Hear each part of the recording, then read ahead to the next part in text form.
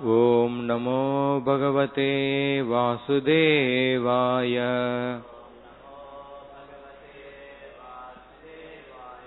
Om Namo Bhagavate Vasudevaya.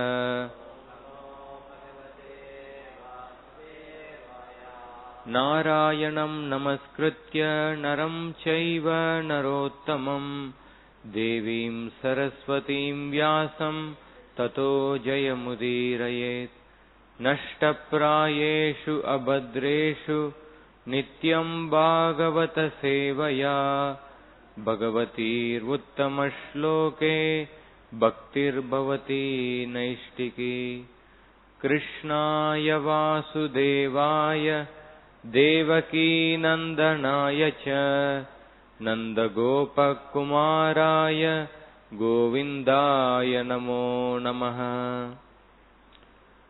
Reading from Srimad Bhagavatam, Canto 8, Chapter 22, chapter entitled Bali Maharaj Surrenders His Life. Text number 33. Indrasena Maharaja Yahibo Bhadramastu Me Sutalam Swargi Vipratyam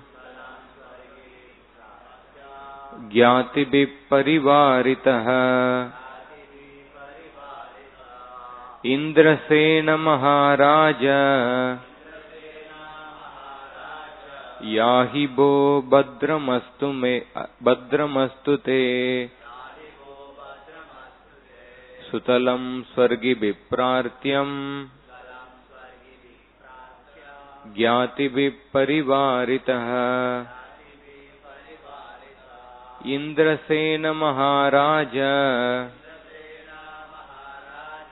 Yahibo Bhadramastu Te Sutalam Swargi Vipratyam Gyati Viparivaritaha.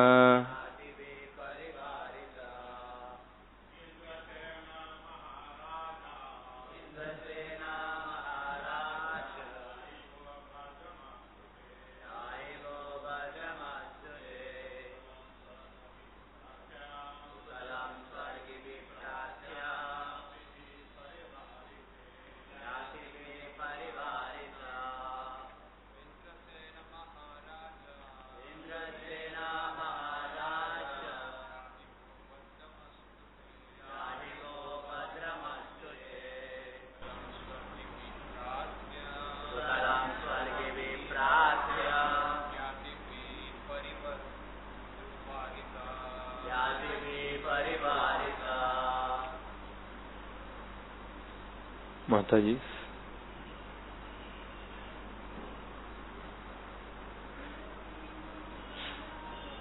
Indrasena Maharaja Tibi Bhadramastute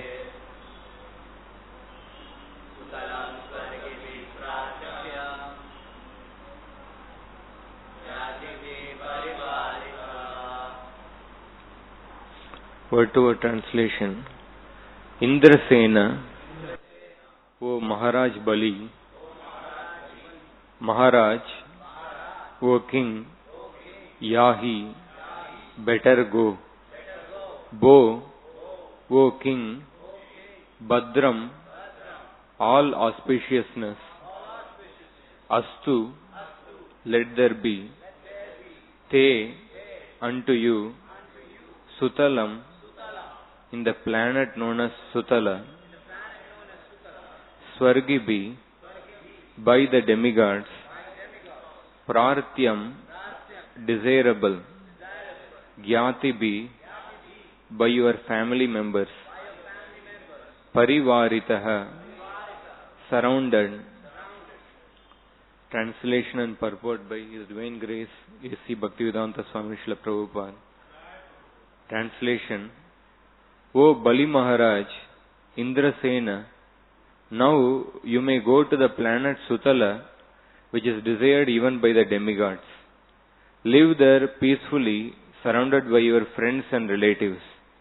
all good fortune unto you. Purport.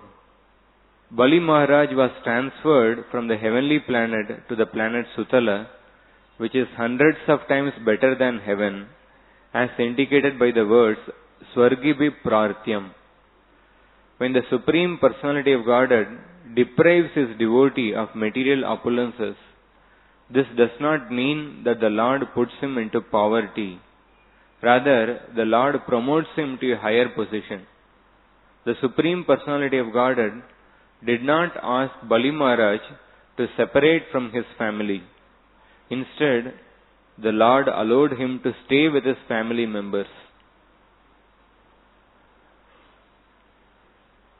Om Ajnanatimirandasya Jnananjanashalakaya Chakshuronmilitam Yena Tasmai Shri Gurave Namaha.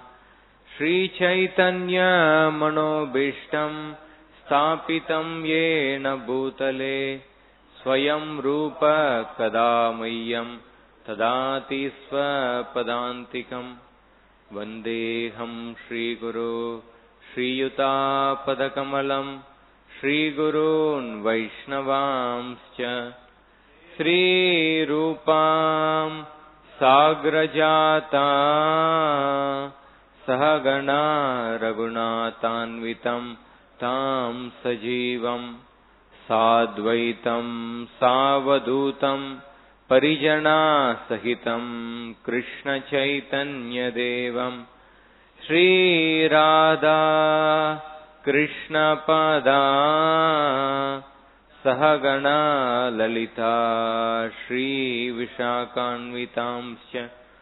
He Krishna Karuna Sindhu Deenabandho Jagatpate Gopesha Gopika Kanta Radha Kanta Namostute Tapta Kanchana Gaurangi Radhe Vrindavaneshwari Vrishabhanu Sute Devi Pranamami Hari Priye. Vancha kalpatarubhyascha kripa sindhubhyayevacha patitanam pavanebhyo vaishnavebhyo namo namaha. Jaya Sri Krishna Chaitanya Prabhu Nityananda Shri Advaita Gadadhar Srivasadi Gaura Bhakta Vrinda. Hare Krishna Krishna Krishna Hare Hare Hare Rama Rama Rama Hare Hare.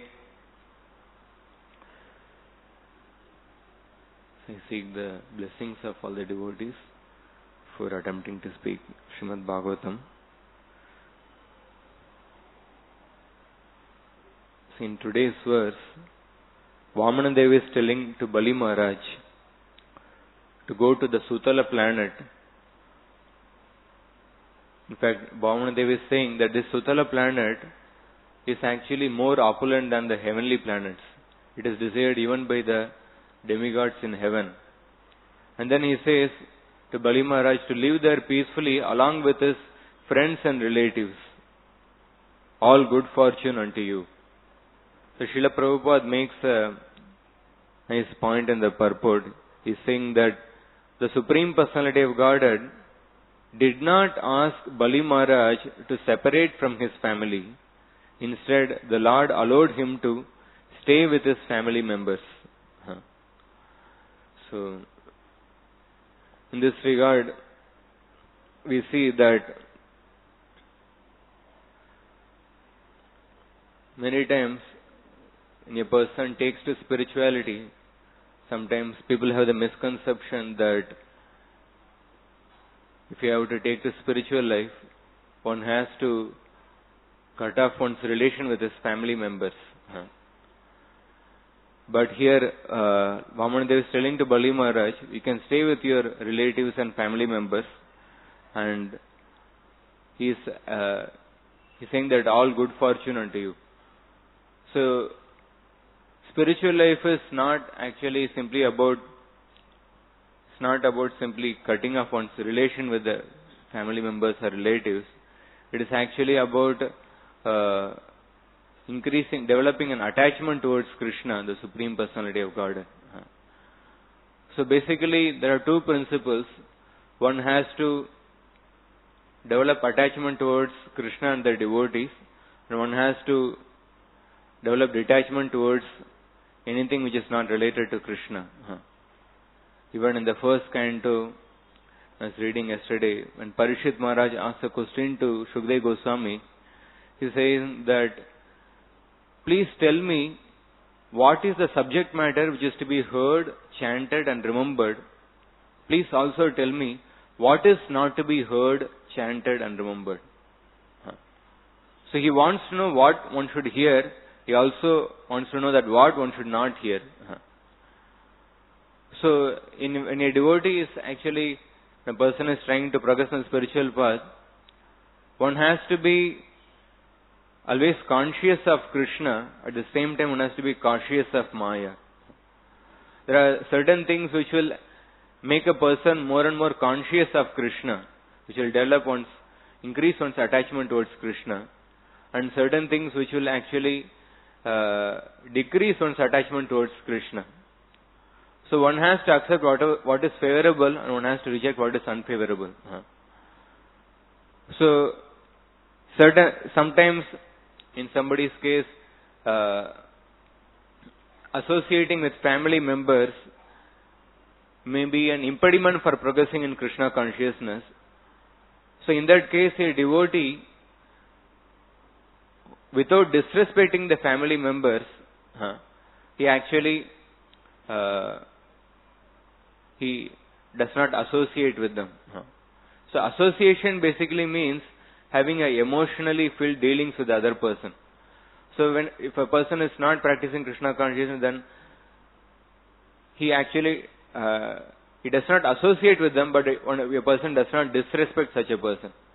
In fact, this principle is, it is not that sometimes when a person hears that one should not associate with the non-devotees, one may think, oh, what a fanatic process it is, that one should not associate with those who are not practicing Krishna consciousness. But actually, even in the material platform, suppose if a person wants to achieve success in a particular field, he actually keeps an association with those people who are also progressing on the same path. Suppose if a person wants to get success in a particular competitive exam, so he has to associate with other people who are also preparing for the exam. If he associates with other students who are like drunkards, who are not at all studying, then it will not be helpful for him. So this principle is actually is applicable in any path. So, but then not associating with non-devotees means basically does not mean one should not disrespect them, but basically one should not associate with them in the sense that one should not give one's heart to them. So we see in the instructions of Rishabhadev, when Lord Rishabhadev was instructing his sons,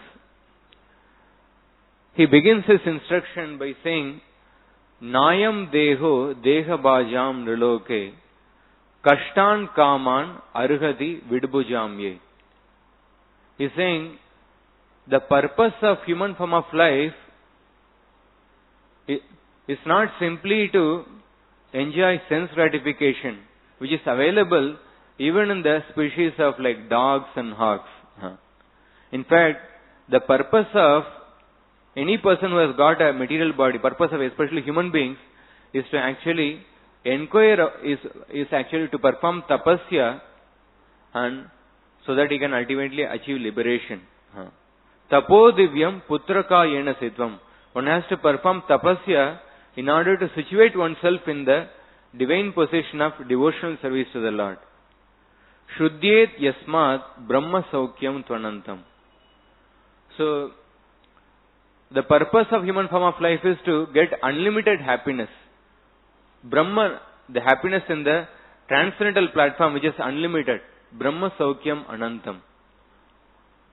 So, to get a human form of life is very rare. And after getting a human form of life, to get the association of devotees is even more rare.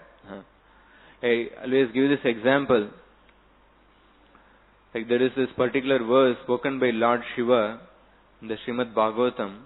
He says, Kastvabja Naba Vijahati Panditu. Lord Shiva says, which learned person will not worship you? So that means somebody is not worshipping the Supreme Lord, although he may be materially very much learned, he is not considered to be learned. He is saying, which learned person will not worship you? He says that even my great forefathers, like Lord Brahma, the different Manus, they performed devotional service to you without any hesitation. So in the purport, Srila Prabhupada says, Lord Brahma and the different Manus, they have got a long lifespan. Lord Brahma's lifespan is, one day of Lord Brahma is like 311 trillion and 40 billion years. And Manus, they live for 70 Divya Yugas. One Divya Yuga is the 4 Yugas combined, that is 43,20,000 years. But then it is described, Lord Brahma and the different Manus, they perform devotional service of Supreme Lord without any hesitation. So Prabhupada says that they felt that their life is very short, so we should not waste time and we should perform devotional service without wasting a single moment. Like, to give this example, suppose a person is preparing for an exam. Suppose somebody is preparing for a competitive exam, or devotees prepare for Bhakti Shastri exam. It's going to come after 2-3 months. So he thinks, okay, still 2 months are left, maybe I'll start preparing after 1 month. But then he sees another person studying 5 hours a day, preparing for Bhakti Shastri exam. And then somehow you come to know that he is giving the exam after 3 years. Then you wonder, if you are going to give the exam after 3 years, why are you studying 4 hours a day? Then, when he sees that somebody is preparing for the exam, he is going to give after many years, but with so much of seriousness, then just by seeing that, one should actually become more serious. That means this exam is something that is going to be very difficult. That is why this person is working so hard to prepare for the exam. So similarly, when we see that Lord Brahma and the different Manus who got such a long lifespan, but they are preparing in such a way without wasting a moment by performing devotional service, then what to speak of the human beings who got a very tiny lifespan of 50 years or 60 years. How much more one should be serious in preparing for the exam. So that is why this human form of life is very rare, but many times people say, oh, to take the spirituality, you can take after 50 years. There is so much of time is there. Why to worry now? But we see from this example that Lord Brahma, they perform devotional service to you, to the Supreme Lord without any hesitation, without wasting a moment, although they have a long lifespan. So Rishabhdev is saying, that is why the purpose of human form of life is to perform tapasya so that one can situate oneself in the transcendental position of devotional service, and by which one can get unlimited Brahman happiness. Happiness in the spiritual platform. Brahma Saukyam Tvanantam.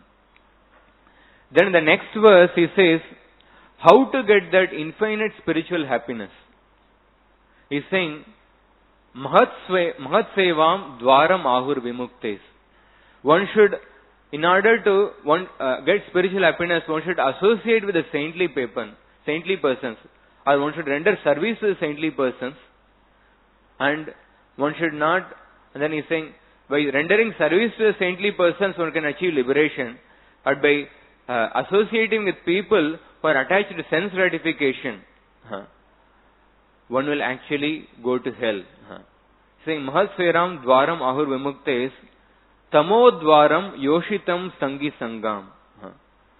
So in this way, He's saying that to get Brahman happiness, one has to associate or serve the saintly people, and one should not associate with those who are attached to sense gratification. And then he mentions there are two kinds of saintly people. One is those who are impersonalists, and another is the devotees. And he gives the characteristics of both of them. He says the impersonalists, they are equipoised. They do not see any difference. And samachitta prashanta, and they are very peaceful. And the devotees, they have a very sincere heart. They are also equipoised, and they are also peaceful. And more than that, their intelligence and mind is fixed on the Supreme Lord. So when a person serves the impersonalists, then one will get liberation. And when a person serves the devotees, then he will get personal liberation, in the sense that he will actually get a personal association of the Lord in the spiritual world.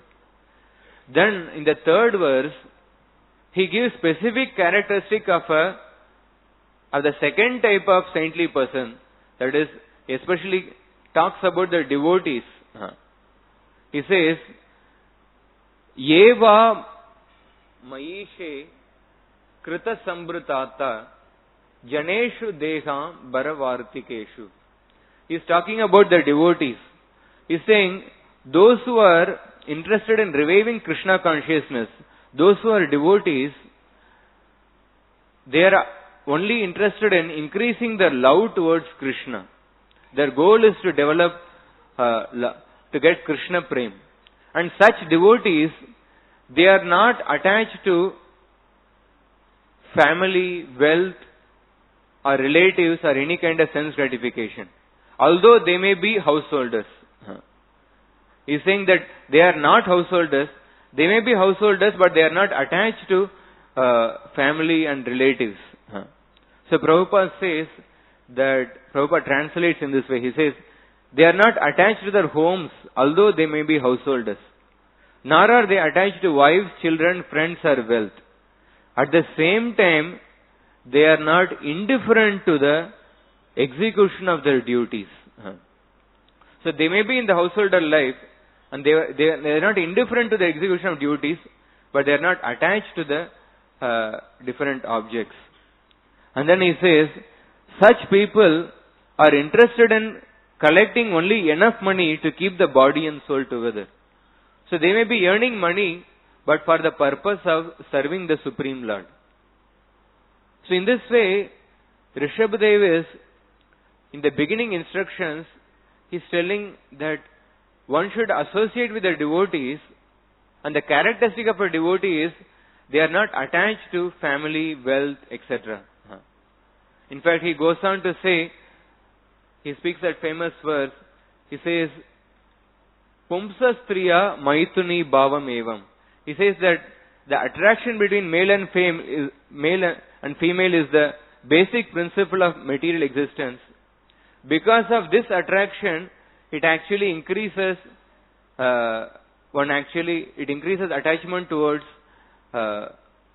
family, relatives, children, etc. So when we see the beginning instructions of Rishabhadeva, it is so heavy. He's saying that how one should not be attached to family members, children, wealth, etc. But then towards the end of his instruction, he speaks another verse. In that verse he says, Tasmat bhavanto hrudayena jata sarve mahiyasam urasam sunabam.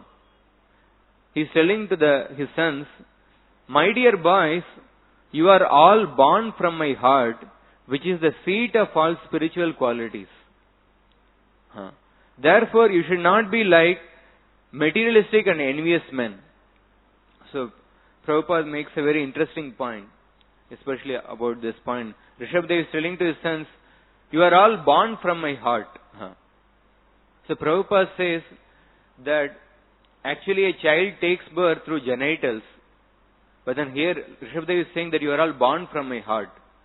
So that means, the state of the heart, it determines the child which is going to take birth. So he's mentioning this point. And then he says, therefore you should not be like materialistic and envious men. You should accept your brother Bharata and serve him. So it is this very interesting, because in the beginning of his instruction, Rishabhdev said, he was condemning that how one should not have attachment to family, relatives, etc. But here at the end of the instruction he is saying, you should serve your brother Bharat. Bharat Maharaj is after all the brother of all the other sons of Rishabhdev. He is telling them to serve his brother. So it may be contradictory. One may think that why is Rishabhdev telling him to be attached to his brother, which he condemned in the beginning. So the reason is, Rishabhdev is saying that Bharat is the best, not only your brother, Bharat is the best of the great devotees. So not only Rishabhdev is saying that I said that you should not be attached to family and relatives, but I also said that you should serve a pure devotee of the Lord. Mahat Sevam Dwaram Ahur Vimuktis. And Bharat Maharaj is the best of the devotees. So if you serve him, it will be the cause of your devotional service and liberation. Therefore you should serve Bharat Maharaj. But then the sons, they ask the question, but then how can we worship Bharat Maharaj? Because he is equal to us. Somebody who is equal to us, like, we feel reluctant to worship such a person. So he is equal to us. He is our brother. How can we worship him? So Rishabhdev is saying, do not have material vision. Do not think in terms of, because he is equal to you because he is your brother. Do not have material vision. Worship with your intelligence. Rishabhdev is saying that aklishta buddhya. Worship with your pure intelligence. Do not have material vision. Then the sons, they say, so we worship you because you are our father and you are the supreme personality of Godhead. And we worship the great sages like Narada Muni and other sages because by worshipping them and by serving them, we actually get devotional service. It is the cause of our devotional service when we serve great sages like Narada and others. And we actually protect the citizens because that is our duty. Because we are the princes, it is our duty to protect the citizens. Then why to worship Bharat? So Rishabhdev is saying, Tad Bhavantam Prajanam. By worshipping Bharat Maharaj, you will worship me. Worship to Bharata is actually equal to worship of me. And by worshipping Bharat Maharaj, you will automatically protect the citizens. So in this way, we see that although scriptures talk about how one should not be attached to material relations, but the same scriptures tell that if those relatives are actually great devotees, one should actually serve them. Like Rishabhdev is saying that you should serve your eldest brother. So it is not simply about being detached from the materialistic association, or being detached from the relatives and family. It is about develop attachment towards the devotees of the Lord, or serving the devotees, even if they are our relatives. So then, we also see in the Srimad Bhagavatam that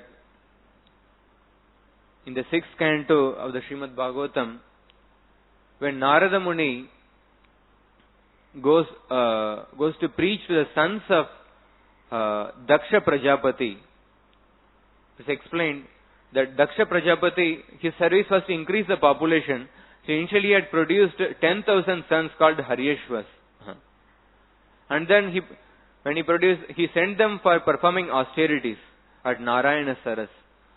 So when they went to perform austerities, Narada Muni came and actually converted all of them. He actually preached to them to renounce. And he made them into renunciants, as sannyasis. So when Daksha Prajapati came to know, he became very angry. But then he was determined in his service. So he produced 1,000 more sons. And he sent them to the same place for training. So Prabhupada talks about the importance of training. Although Daksha Prajapati sent his 10,000 sons, and all his 10,000 sons were converted by Narada Muni, and then when he produced 1,000 sons, he again sent them to the same place. Because he wanted them to perform austerities before entering householder life. So Prabhupada says how it is important to give training, how Daksha Prajapati was determined to give training to them in the form of telling them to perform austerities. So again Narada Muni comes and then converted them into renunciants. And then when Daksha Prajapati came to know, he became very angry. So then when Narada Muni comes in front of Daksha Prajapati, he starts cursing Narada Muni. He starts criticizing Narada Muni in different ways. In one of the verses, Daksha Prajapati says that when a person goes through this brahmacharya ashram and then grahastha ashram, then after going through the grahastha ashram, then he will develop after experiencing the householder life, one will develop renunciation, then he will be properly mature in his renunciation. So one should go through this ashram. So when a person directly jumps to the renounced ashram without having the experience, then he will again become attached to sense gratification. So it is not good for him.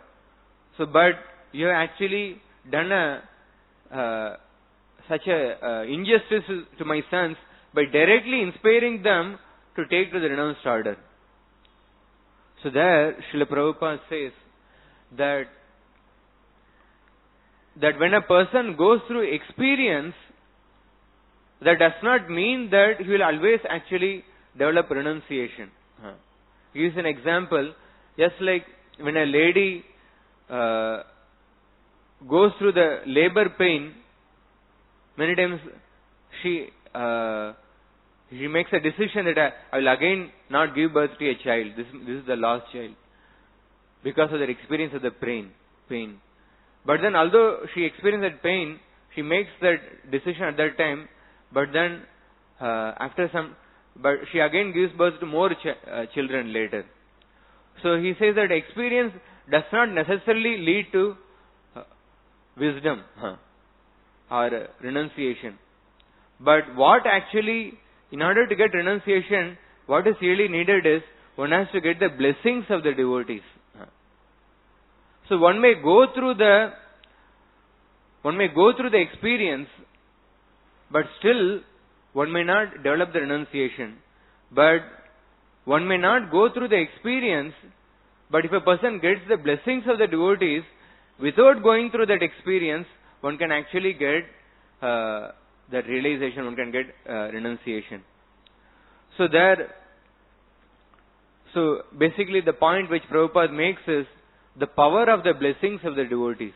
When a person gets the blessings of the devotees, without going through the experience, without spending so many years in the householder life, one can actually one can develop the renunciation. So blessings of the devotees saves so many years, and one can, it leads to renunciation. But then, so this is one aspect of the blessings of the devotees. But there is also higher aspect of the blessings of the devotees. So that is explained in a purport in the 5th canto of the Srimad Bhagavatam. That when Priyavrat Maharaj was performing austerities on the top of Gandhamadan hill, so that time Swayambhu Manu comes to Priyavrat Maharaj. He comes to Priyavrat Maharaj to pursue him to become the king. Because at that time there was no king. So Swayambhu Manu had two sons, Priyavrat Maharaj and Uttanapad. So Uttanapad ruled. Priyavrat Maharaj, right from his birth, he was like very much detached.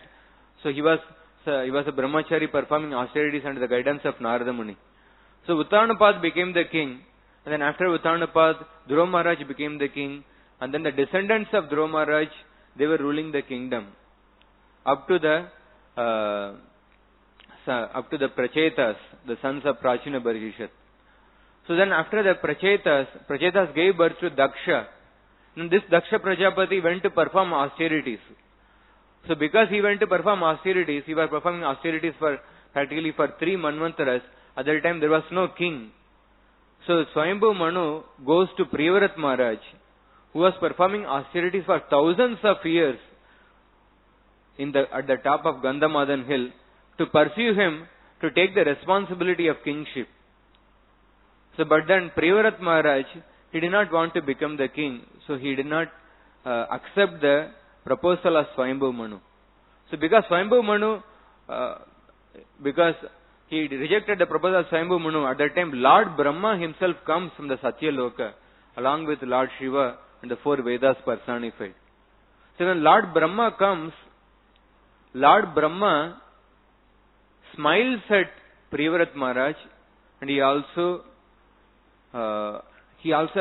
he mercifully glances towards Priyavrat Maharaj, and he also smiles at Priyavrat Maharaj. So Srila Prabhupada with quotes Vishnu Chakravarti Thakur, and she says why actually Lord Brahma is glancing at Priyavrat Maharaj, and why does he smile at Priyavrat Maharaj? So Lord Brahma has a merciful glance towards Priyavrat Maharaj, because Lord Brahma is saying that I have actually come to make you give up your renunciation. You are performing austerities as a brahmachari, but have come to interrupt in your devotional service, and have come to interrupt in your renunciation. So that is why he is actually having a merciful glance, because in one sense he is going to trouble Priyavrat Maharaj. So he is actually feeling little pity towards Priyavrat Maharaj. I come to impede in your austerities. But then he is having a merciful glance, because he is saying that although I may be interrupting in your devotional service, although I am going to make you give up your renunciation and make you take up the position of a king, but your devotional service, your love for the Supreme Lord will only increase, although you will be surrounded by so many opulences. So there Srila Prabhupada writes a purport. He says, by the blessings of Lord Brahma, although Priyavrat Maharaj will become the king, although Priyavrat Maharaj will be surrounded by so many opulences, but his love for the Supreme Lord will only increase. His devotional service will only increase. So this is the even higher blessing of a devotee. So when a person gets the blessings of a devotee, one develops detachment towards family, relatives, etc. But when a person gets even higher blessings, then although one may be surrounded by material opulences, although one may be surrounded by relatives, family members, wives, etc., but still one will actually completely situated on the transcendental platform. So here we see that by the blessings of Lord Brahma, Priyavrat Maharaj's devotional service is going to only increase, although he is going to give up his renunciation and take the position of a king. And Lord Brahma is smiling at Priyavrat Maharaj, because Vishnu Chakravarti Thakur says it is like a competition between a grandson and a grandfather. So grandson is thinking, no, I am not going to become a king. I am going to continue my austerities. Priyavrat Maharaj is thinking like that. But Lord Brahma is saying that you are stubborn in your austerities, but I am stubborn in my decision to make you convinced to become the king. Let me see whose stubbornness will win. So in this way he is smiling at Priyavrat Maharaj. So basically the point is, by the blessings of a devotee, that although one may be actually surrounded by material opulences, one can be one will not be attached to them, but one will actually, one's devotional service will only increase. So in this regard, I just remembered one verse in the first canto. I'll just read this verse. It's a very interesting verse.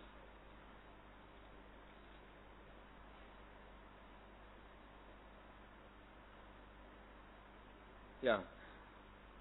So, in the first canto, in the chapter on Lord Krishna's entrance into Dwaraka, it's explained, Etad Ishanam Ishasya Prakritistopi Tadgunai Na Yugair Sadatmastair Yata Buddhis Tadashriya. He says, this is the divinity of the personality of Godhead. He is not affected by the qualities of material nature, even though he is in contact with them. So in the previous verse it is explained that how Lord Krishna, although he was surrounded by 16,108 queens, although the queens of Krishna, they would glance at Lord Krishna, they would have furtive glances at Lord Krishna. Lord Krishna's senses were never agitated by their glances. So after this verse is spoken, it is said that even though Krishna is in contact with so many wives, he is not affected by the qualities of material nature. And then he says, similarly the devotees who have taken shelter of the Lord do not become influenced by the material qualities. So when a person takes shelter of the Lord, then and receives the blessings of the Lord, even though he is in the midst of the material opulences, he will not be affected by them. So again, in the case of Prevrat Maharaj, it's explained in the 5th canto, when Lord Brahma is trying to pursue Prevrat Maharaj to take up the position of a king. So he is speaking a series of verses to convince Prevrat Maharaj.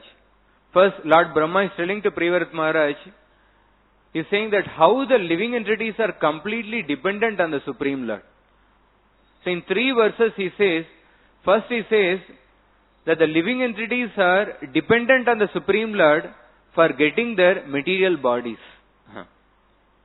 Just like, he says, just like the citizens, they accept the agricultural land or a prison sentence by the order of a king. So similarly, the living entities are dependent on the Supreme Lord, dependent on the order of the Supreme Lord to accept the material bodies. But living entities get their bodies according to their good or bad qualities. So first he says living entities are dependent on the Supreme Lord to get the material bodies. Then he says living entities are not only dependent on the Supreme Lord to get the material bodies, but they are also dependent on the Supreme Lord to perform the different activities when they have the material bodies. So he gives an example, just like an oxen which is tied to a particular pole by the rope. Because it is tied to a particular pole by the rope, it does not have independence. It can move only in a particular area. So similarly, all the living entities are tied to the Supreme Lord by the rope of Vedic injunctions according to their different qualities and work. So depending on our nature, one has to execute the different duties according to the Varnashram Dharma. So we are dependent on the Supreme Lord even for performing our activities.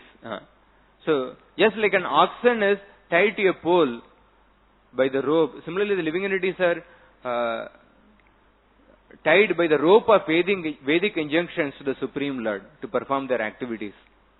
Then in the next verse, Lord Brahma is saying, the living entities are dependent on the Supreme Lord even for enjoying the results of their work. So they are dependent on the Supreme Lord to get the material bodies, they are dependent on the Supreme Lord to perform the activities, and then he says, they are dependent on the Supreme Lord even to enjoy the result of their activities. They are dependent on the Supreme Lord to enjoy happiness or distress. So he gives another example. He says that one may think that, so when a person gets distressed, one may think, oh, this is the fault of the Supreme Lord. Why is He giving me distress? So one may find fault with the Supreme Lord. But actually, Supreme Lord gives happiness or distress only according to our good or bad activities we perform. So he gives an example, just like, suppose a blind person is guided by a person with vision. So there are two paths. One path is a shady path, but it is filled with thorns. But another path does not have thorns, but in that path there is the scorching heat of the sun. So a person with vision will guide the blind person in the path which is not having thorns, although it may be having the scorching heat of the sun. So a blind person should not criticize a person with vision. Why is he taking me in this path? Because he may not, because the other path, although it may be shady, but it is filled with thorns. So that is why the person with vision is not taking him on that path. So blind person should have faith in the person who has vision, that although he is taking me in this path which is actually filled with scorching heat of the sun, so this is the path meant for me. So similarly, one should have faith in the Supreme Lord, that Supreme Lord is giving me for my own benefit. So in this way, Lord Brahma is saying that how your living entity is dependent on the Supreme Lord for everything, to get the material bodies, to perform the activities, to enjoy the happiness or distress. So therefore one should not criticize the Supreme Lord. So basically Lord Brahma is telling to Priyavrat Maharaj, it is a desire of the Supreme Lord that you become the king. It is not this thing, it is the desire of the Supreme Lord. So you should obey the order of the Supreme Lord. Then the next verse, Priyavrat Maharaj is asking a question. He is saying that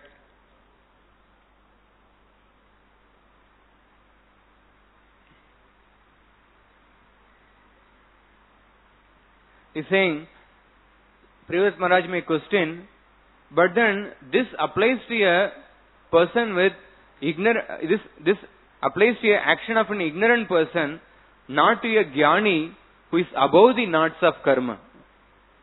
Okay, a person who is ignorant, he has to act according to his nature.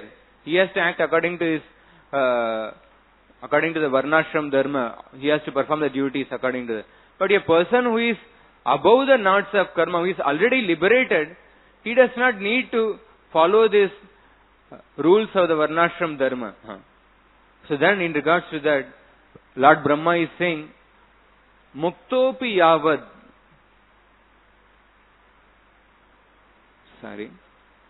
He is saying that even if one is liberated, he nevertheless accepts the body he has received according to his past karma.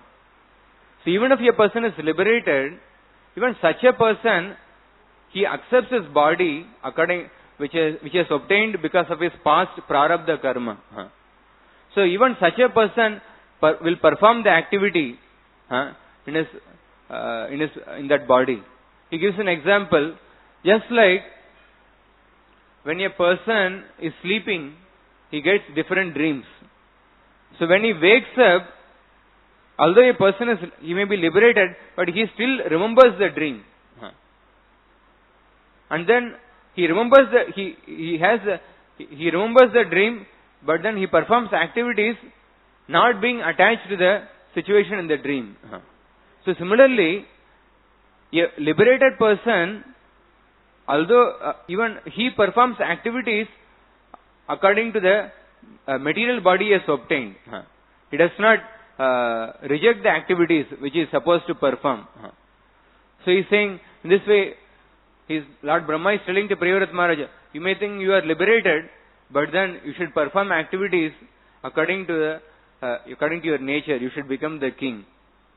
So then he says that Priyavrat Maharaj asks a question, but then, though I am dependent on the Supreme Lord, okay, I understand that I am dependent on the Supreme Lord, but then if I leave my present position in the forest and take up to householder life, then it will be harmful to me. If I leave this present position in the forest, if I leave household, if I take up to householder life, then it will be harmful to me. So in response to that, Lord Brahma is saying that a person who is not completely detached, for such a person, whether he is in the forest or whether he is in the householder life, it will not make any difference, because he has already conquered the senses. On the other hand, if a person has not conquered the senses, because the senses are the real enemies. So even if such a person is within the forest, then because he is living with his enemies, that enemies will create trouble for him. So he is saying that, so if you are really detached, then you should not have any problem, whether you enter household life, whether you live in the forest. Then in the next verse he is saying that when a person is desiring to conquer the senses, when a person desires to conquer the senses, he should enter the householder life. So he says, just like, suppose a person has to attack the enemies. So many enemies are attacking him. If you have to attack the enemies, first you should take shelter of a fort. Then when you take shelter of a fort, then it is easy to attack the enemies. If if a person does not have shelter, and then if he tries to attack the enemies, then it is like a dangerous situation. So similarly, when a person tries to conquer the senses, if he takes shelter of the fort of householder life, and then if he takes shelter of the fort of householder life, then by taking shelter of the fort of householder life, then the enemies will become little weak, because they cannot exert their full force. When they try to attack, you can little go inside the fort. And then in this way you can subdue the power of the enemies, and you can easily conquer the enemies. So the enemies are compared to the senses. If a person is desiring to conquer the senses, then when a person enters the householder life, when a person takes shelter of the fort of householder life, then it is easy to conquer the senses. So then he says, Tvam tvabjanabangri saroja kosha durga shrito nirjita shatsapanna bungshvega bogan purushati dishtan vimukta sangha prakritim bhajasva. He is saying that Lord Brahma says, my dear Priyavrata, take shelter inside the opening in the lotus feet of the Supreme Lord. So Lord Brahma is telling to Priyavrata Maharaj not to take shelter of the householder life, but he is saying, take shelter of the lotus feet of the Supreme Lord. And he is saying, whose navel is also like a lotus. So thus conquer the 6 sense organs and accept material enjoyment, because the Lord has ordered you to do this. So here he is making a point. The Lord Brahma is telling to Priyavrata Maharaj, because Priyavrata Maharaj has already conquered the senses. He is on the liberated platform. He is not telling Priyavrata Maharaj to take shelter of the householder life to conquer the senses. He is saying, you take shelter of the Supreme Lord, and you should know that this opulence which you are going to get, the kingship, it is actually given by the Supreme Lord. It is not the result of your past karma. So, when you get opulences given by the Supreme Lord, that will not entangle you. So, Prabhupada writes for long purport. I'll just write one sentence. He's saying that a sincere devotee who engages in the service of Lord Sri Chaitanya Mahaprabhu by preaching the cult all over the world will never be attached, will never be attracted by the Vishaya Taranga, material influences. On the contrary, in due course of time, he will return to the shelter of the lotus feet of the Lord, Lord Sri Chaitanya Mahaprabhu, and thus have perpetual association with him. So Lord Brahma is concluding to Priyavrata Maharaj by saying that because this material opulence is given by the Supreme Lord, this will not entangle you, and you take shelter of the Supreme Lord to conquer the senses. So in this way we understand the point that when the material opulence is given by the Supreme Lord, that will not entangle a person. So here, Vamanadeva is telling to Bali Maharaj that you go to Sutal Loka and enjoy the opulences there. So because the opulences of Sutal Loka are given by the Supreme Lord, that is never going to distract Bali Maharaj from his devotional service. Just like in the case of Priyavrat Maharaj also, Lord Brahma is saying that because all these opulences are given by the Supreme Lord, so it is not going to distract you from your devotional service. In fact, it is only going to increase your love for Krishna. So in this way, today we saw that how we first saw from the instructions of Rishabhadev that how, although he was in the beginning of his instruction, he was condemning attachment towards relatives and family members. He was at the end of the instruction, he was telling his sons to serve his eldest brother Bharat Maharaj, because Bharat Maharaj is the great devotee of the Lord. And then we saw that what is the power of the blessings of a devotee from the example of Narada Muni, that how by the blessings of Narada Muni, that Harishas and Savalashvas, without going through the experience of householder life, they actually develop renunciation. And then we talked about how the greater blessing of a devotee is that how a person, although he may be midst of the material opulences, because it is given by the Supreme Lord, he will not be affected by that situation. We also quoted that verse from the first canto, from the chapter on Krishna's entrance into Dwaraka. And then we talked about Lord Brahma's instruction to Priyavrat Maharaj, which also tells the same point, that how Priyavrat Maharaj will not be affected by the situation because the opulences are given by the Supreme Lord. We'll stop here. It's already time. Grantara Srimad Bhagavatam ki jai, Srila Prabhupada ki jai.